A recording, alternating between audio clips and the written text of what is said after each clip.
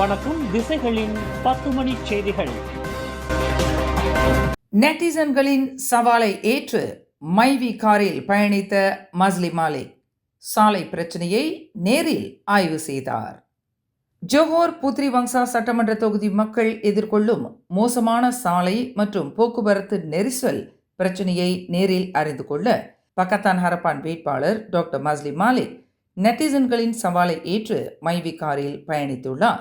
கம்புங் Melayu தப்ராவ் முதல் உலுத்திராம் வரையிலான சாலைகளில் காரை அவரே ஓட்டிச் சென்று ஆய்வு செய்த மஸ்லி மாலிக் சாலைகள் மேடு பள்ளங்களாக படகு சவாரி செய்வது போல அதிர வைப்பதாக கூறினார். ஜோஹர் மாநிலத்தின் தீவிர வளர்ச்சிக்கு ஏற்ப சாலைகளின் தரம் உயர்த்தப்படாததே இந்த இடருக்கும் நெரிசலுக்கும் காரணம் என்றும், தாம் வெற்றி பெற்றால் பொதுப்பணித்துறை மற்றும் நகராண்மை கழக பொறுப்பாளர்களுடன் இணைந்து இதற்கு நிரந்தர தீர்வு காண்பேன் என்றும் அவர் உறுதி அளித்துள்ளார். வரும் ஜூலை 11ஆம் தேதி நடைபெறும் ஜோஹர் மாநில சட்டமன்ற தேர்தலில் மஸ்லி மாலிக் போட்டியிடும் புத்ரி வங்சா தொகுதியில் 5 முனை போட்டி ஏற்பட்டுள்ளது. ஜோஹர் மாநில தேர்தலில் அவதூறு அரசியலை தவிர்த்து கொள்கை சார்ந்த விவாதங்களுக்கு பக்கத்தான் ஹரப்பான் முக்கியத்துவம் அளிக்கும் என அதன் புத்ரி வங்சா தொகுதி வேட்பாளர் டாக்டர் மஸ்லி மாலிக் தெரிவித்துள்ளார். தேர்தல் நெருங்கும் வேளையில் தமக்கு எதிரான பழைய காணொளி ஒன்று பரப்பப்படுவது குறித்து கருத்துரைத்த முன்னாள் கல்வி அமைச்சரான அவர், இத்தகைய நற்பெயருக்கு களங்கம் விளைவிக்கும் நடவடிக்கைகள் இன்னும் தீவிரமடையக்கூடும் என்றார். எனினும் தங்களின் கவனம் எப்போதும் நல் ஆளுமை மற்றும் மக்களுக்கு சேவையாற்றுவதிலேயே இருக்கும் என அவர் குறிப்பிட்டார். பொதுமக்கள் தங்களின் தலைவர்களை தேர்ந்தெடுக்கும் போது தகுதி மற்றும் நம்பகத்தன்மைக்கு முக்கியத்துவம் அளிக்க வேண்டும் என்றும், சமய அறிஞர்கள் மக்களை நல்வழிப்படுத்த வேண்டும் என்றும் அவர் கேட்டுக்கொண்டார். மலாய் முஸ்லிம்கள் தங்களுக்குள் ஒற்றுமையாக இருந்து தீவிர போக்கற்ற தலைவர்களை தேர்ந்தெடுக்க வேண்டும் என்ற பாஸ் கட்சியின் முகநூல் பதிவுக்கு பதில் அளிக்கும் வகையில் டாக்டர் மஸ்லி மாலிக் இதனை தெரிவித்துள்ளார். மலேசிய இந்திய உருமாற்று பிரிவான மித்ரா நாட்டின் பொருளாதாரத்தில் இந்திய சமூகத்தின் பங்களிப்பை வலுப்படுத்த உயர்வு மடானி மானிய திட்டத்தை அறிமுகப்படுத்தியுள்ளது. இத்திட்டத்தின் கீழ் 700க்கும் மேற்பட்ட இந்திய தொழில் முனைவோருக்கு 50,000 ரிங்கிட் வரை நிதி உதவி வழங்கப்படும். வியாபார வளர்ச்சியின் அடிப்படையில் மைக்ரோவிற்கு 20,000 ரிங்கிட் வரையிலும், குரோத் திட்டத்திற்கு 35,000 ரிங்கிட் வரையிலும், ஹை திட்டத்திற்கு 50,000 ரிங்கிட் வரையிலும் 3 பிரிவுகளாக இந்த மானியம் பிரிக்கப்பட்டுள்ளது. பிரதமர் டத்துஸ்ரீ அன்வார் இப்ராஹிமின் மடானி பொருளாதார கொள்கையின் கீழ் இந்த திட்டம் உருவாக்கப்பட்டுள்ளதாக மனிதவள அமைச்சர் டத்துஸ்ரீ ஆர் ரமணன் தெரிவித்துள்ளார். இதனிடையே இதுகுறித்து கருத்துரைத்த மித்ராவின் தலைமை இயக்குனர் ரவீந்திரன் நாயர், இதற்கு விண்ணப்பிப்பவர்கள் 21 முதல் 55 வயதிற்குட்பட்ட இந்தியர்கள், மலேசிய பிரஜைகளாகவும் SSM வணிக பதிவை கொண்டிருக்கவும் வேண்டும். விண்ணப்பங்கள் இன்று தொடங்கி வரும் ஜூலை 13ஆம் தேதி மாலை 5 மணி வரை ஏற்றுக்கொள்ளப்படும் என்றார். அன்பான காலை வணக்கம். இன்னைக்கு 29ஆம் தேதி ஜூன்.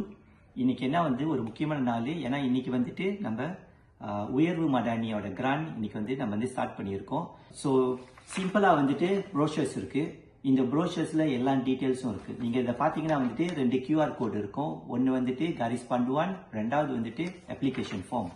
இந்த காரிஸ் பண்டுவான் முக்கியமான விஷயங்கள் எல்லாம் இந்த காரிஸ் பண்டுவான்ல இருக்கு. ஸோ அப்ளிகேஷன் போடுறதுக்கு முன்ன நிச்சயமாக நீங்க காரிஸ் பண்டுவான் படிச்சு புரிஞ்சுக்கிங்க என்னென்ன ஷாராட் இருக்குன்னு. பேஸ் அந்த ஷாராட் தான் நீங்க அப்ளிகேஷன் போட முடியும். ஸோ இந்த உயர்வு மடானி கீழே 3 பிரிச்சிருக்கோம். 3 கேட்டகரி, அதாவது மைக்ரோ, குரோத் அண்ட் ஹை.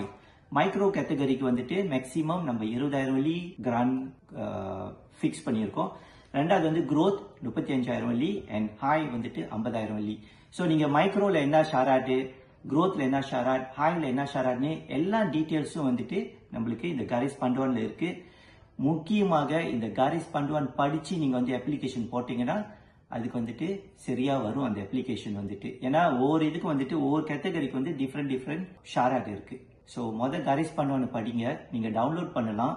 அப்புறம் அந்த காரிஸ் பண்டுவான் படிச்சுட்டு நீங்க அப்ளிகேஷன் போடுங்க. டோட்டலா நம்ம ஒரு 700 பேருக்கு, அதாவது 700 உசாவானுக்கு இந்த உயர்வு மடானி மூலியமா நம்ம உதவி செய்யலான்ட்டு நம்ம திட்டம் போட்டிருக்கோம். இந்த திட்டம் இந்திய தொழில் முனைவோர் மத்தியில் நிலையான வணிக வளர்ச்சியை உருவாக்குவதோடு சமூகத்திற்கான கூடுதல் வேலை வாய்ப்புகளையும் உருவாக்கும் என ரவீந்திரன் நாயர் நம்பிக்கை தெரிவித்துள்ளார். காணாமல் போன மலேசியா ஏர்லைன்ஸ் MH37 சுழியம் விமானத்தை தேடும் பணியை மேலும் 12 மாதங்களுக்கு நீட்டிக்க அமைச்சரவை ஒப்புதல் அளித்துள்ளது. வரும் ஜூலை 1 முதல் அடுத்த ஆண்டு ஜூன் 30 வரை இந்த ஒப்பந்தம் நீட்டிக்கப்பட்டுள்ளதாக போக்குவரத்து அமைச்சர் ஆந்தனி லாக் தெரிவித்துள்ளார். பயணிகளின் குடும்பங்களுக்கு தீர்வு காணும் நோக்கில் இந்த முடிவு எடுக்கப்பட்டுள்ளது. தற்போதைய ஒப்பந்தத்தின்படி விமானம் கிடைத்தால் மட்டுமே கட்டணம் என்ற நிபந்தனை தொடர்கிறது. விமானத்தின் சிதிலங்கள் வெற்றிகரமாக கண்டறியப்பட்டால் மட்டுமே ஓஷன் இன்ஃபினிட்டி நிறுவனத்திற்கு $70 மில்லியன் செலுத்தப்படும். எஞ்சியிருக்கும் 7428 சதுர கிலோமீட்டர் பரப்பளவை தேடி முடிக்கவும் கடலின் சாதகமான வானிலையை கணக்கில் கொண்டும் இந்த நீண்டகால நீட்டிப்பு வழங்கப்பட்டுள்ளது. கடந்த 2014 ஆண்டு மார்ச் 8 239 பயணிகளுடன் கோலம்பூரில் இருந்து பெய்ஜிங் சென்ற இந்த விமானம் இந்திய பெருங்கடலில் காணாமல் போனது குறிப்பிடத்தக்கது. தாய்லாந்தின் நரதிவாட் மாநிலம் தாக்பாய் மாவட்டத்தில் உள்ள முக்கிம் பிரைவான் பகுதியில் இன்று காலை 11:41 மணி அளவில் நிகழ்ந்த குண்டுவெடிப்பில் 2 மலேசியர்கள் காயம் அடைந்தனர். அவர்கள் பயணம் செய்த SUV ரக வாகனம் இந்த வெடிவிபத்தில் சிக்கியதாக தாய்லாந்து அதிகாரிகள் தெரிவித்துள்ளனர். படு காயமடைந்த இருவரும் சிகிச்சைக்காக அருகில் உள்ள மருத்துவமனையில் அனுமதிக்கப்பட்டுள்ளனர். தற்போது புலனாய்வு மற்றும் தடயவியல் சோதனைகளுக்காக சப்போம் ஜங்ஷன் முதல் கம்போங் சபா பாரு வரையிலான தாக்பாய் மாவட்ட சாலைகள் முழுமையாக மூடப்பட்டுள்ளன. இச்சம்பவத்தை உறுதிப்படுத்திய கிளந்தான் மாநில போலீஸ் தலைவர் டத்தோ முகமது யூசுப் மமட் மலேசிய மக்கள் தங்களின் தாய்லாந்து பயணத்தை தற்காலிகமாக ஒத்திவைக்குமாறு அறிவுறுத்தியுள்ளார். ஜோகோர் மாநில தேர்தலுக்காக மொத்தம் 24,677 தபால் வாக்குச்சீட்டுகள் வழங்கப்பட்டுள்ளதாக தேர்தல் ஆணையமான SPR செயலாளர் டத்தோ கைரோல் ஷாரில் இட்ரோஸ் தெரிவித்துள்ளார். அனைத்து 56 சட்டமன்ற தொகுதிகளிலும் உள்ள தேர்தல் அதிகாரிகளால் இன்று தபால் வாக்குகள் வழங்கும் பணி நடைபெற்றது. இதில் தேர்தல் அதிகாரிகள், போலீசார், இராணுவத்தினர் மற்றும் ஊடகவியலாளர்கள் உள்ளடங்கிய பாரம் 1A பிரிவினருக்கு 23,288 வாக்குச்சீட்டுகளும், வெளிநாட்டில் வாழும் மலேசியர்களுக்கான பாரம் 1B பிரிவினருக்கு 1044 வாக்குச்சீட்டுகளும் வழங்கப்பட்டுள்ளன. எஞ்சிய 345 வாக்குச்சீட்டுகள் பல்வேறு முகவைகளுக்கு வழங்கப்பட்டுள்ளன. பூர்த்தி செய்யப்பட்ட தபால் வாக்குகள் தேர்தல் நடைபெறும் இந்த ஜூலை 11 சனிக்கிழமை மாலை 5 மணிக்குள் அந்தந்த தொகுதி தேர்தல் அதிகாரிகளை சென்றடைய வேண்டும் என SPR நினைவூட்டியுள்ளது. மேலும் தபால் வாக்குகளை புகைப்படம் எடுத்து சமூக ஊடகங்களில் பகிரக்கூடாது என்றும் அறிவுறுத்தப்பட்டுள்ளது. ஜோகோர் மாநில தேர்தல் விவாதங்கள் மாநில அரசியல் கலாச்சாரத்திற்கு உகந்தது அல்ல என்று கூறிய ஜோகோர் பரசான் நேஷனல் தலைவர் ஆன் ஹாஃபிஸ் காசி டாக்டர் மஸ்லி மாலிக்குடன் விவாதிக்க பயப்படுகிறார் என அம்னோ முன்னாள் உச்சமன்ற உறுப்பினர் புவாட் ஜர்காஷி சாடியுள்ளார். அரசியல் கொள்கைகளையும் வாதங்களையும் முன்வைக்க விவாதம் ஒரு சிறந்த தளம் என்றும் இதனை பயன்படுத்தி மக்கள் தங்களின் தலைவர்களை மதிப்பிட முடியும் என்றும் புவாட் ஜர்காஷி கூறினார்.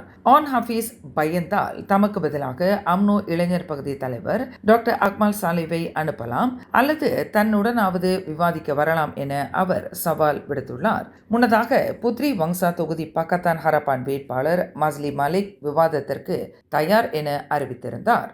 ஆனால் திறந்தவெளி விவாதங்கள் தேவையற்ற அசாதாரண சூழலை உருவாக்கும் என கூறி ஆன் ஹாஃபீஸ் அதனை நிராகரித்திருந்தது குறிப்பிடத்தக்கது.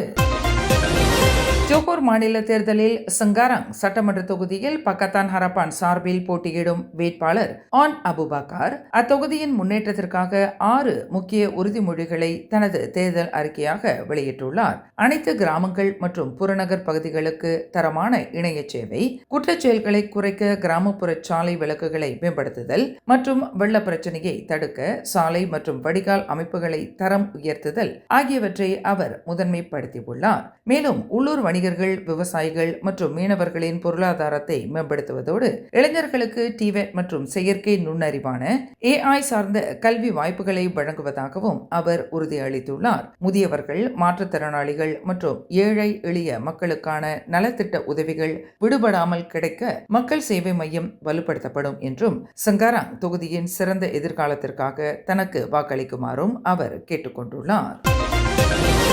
இந்து ஆலய கும்பாபிஷேக நடைமுறைகள் மற்றும் செலவினங்களில் வெளிப்படைத்தன்மை அவசியம் என்று பேரா மாநில ஆட்சிக்குழு உறுப்பினர் டத்தோ சிவனேசன் வலியுறுத்தியுள்ளார். ஆலயங்களுக்கு தெளிவான வழிகாட்டுதல்களை உருவாக்கும் நோக்கில் பேரா மாநில அரசின் முன்னெடுப்பில் ஜூன் 28 மற்றும் 29 ஆகிய 2 தினங்களில் கேமரன் மலையில் சிறப்பு கருத்தரங்கு ஒன்று நடைபெற்றது. இக்கருத்தரங்கில் பேசிய டத்தோ சிவனேசன், ஆலயங்கள் சமர்ப்பிக்கும் கும்பாபிஷேக செலவின மதிப்பீடுகள் மிக அதிகமாக இருப்பதும் பங்கேற்கும் அர்ச்சகர்களின் எண்ணிக்கையில் ஒரே மாதிரியான நடைமுறை இல்லாததும் தேவையற்ற குழப்பத்தையும் செலவையும் ஏற்படுத்துவதாக சுட்டிக்காட்டினார். சில நேரத்தில் இந்த கும்பாபிஷேகம் செலவுகளை பார்த்தா மிக மிக அதிகமாக இருக்குது. உதாரணத்துக்கு என்னோட தொகுதியிலேயே பீடோர்லேயே ஒரு ஆலயம் கும்பாபிஷேகம் செய்யணும்னு வந்தாங்க. அவர்களை சரி எவ்வளோ தான் அவருக்கு கொட்டேஷன் காட்டுங்க அப்படின்னா கொட்டேஷன் கொண்டு வந்தாங்க. 80 ரிங்கேட் மலேசியா 85,000 ரிங்கேட் அப்படின்னாரு. எனக்கு ஒரு அதிர்ச்சியாக இருந்துச்சு.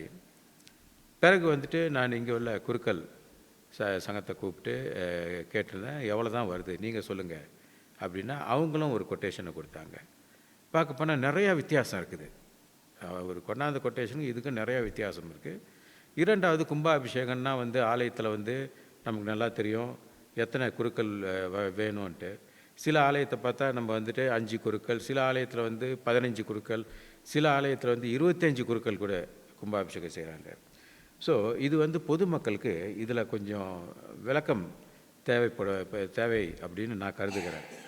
ஆக பேராக் மாநிலம் முதல் முறையாக நான் நினைக்கிறேன் இது எந்த மாநிலத்திலும் செய்யாத ஒன்று. பேராக் மாநிலம் இதை முன்னெடுத்து ஒரு 2 நாள் கருத்தரங்கம், இந்த கும்பாபிஷேகம் என்பது என்ன, இதை ஏன் நம்ம 12 வருஷத்துக்கு ஒரு தடவை செய்யணும், இதில் என்னென்ன அடங்கும், அப்புறம் இதோட செலவு எவ்வளோ வரும், என்னென்ன செலவு தான் வரும் அப்படின்ட்டு பட்டியலிடணும். இதனால்தான் முதன்முறையாக இந்த 2 நாள் கருத்தரங்கை மாநில அரசு ஏற்பாடு செய்துள்ளதாக குறிப்பிட்ட டத்தோ சிவனேசன், இது எதிர்காலத்தில் நியாயமான நடைமுறையை உருவாக்க உதவும் என நம்பிக்கை தெரிவித்தார். இந்த நிகழ்வில் கலந்து கொண்ட பல்வேறு இந்து அமைப்புகளின் பிரதிநிதிகள் டத்தோ சிவனேசனின் இந்த அதிரடி நடவடிக்கைக்கு பாராட்டும் வரவேற்பும் தெரிவித்துள்ளனர். உலகளாவிய மற்றும் பிராந்திய முக்கிய நாணயங்களுக்கு எதிராக மலேசிய ரிங்கிட்டின் மதிப்பு இன்று வர்த்தக முடிவில் வலுவடைந்துள்ளது. உலக சந்தையில் கச்சா எண்ணெய் விலை சரிந்ததை தொடர்ந்து முதலீட்டாளர்களின் சாதகமான போக்கு இதற்கு முக்கிய காரணமாக அமைந்தது.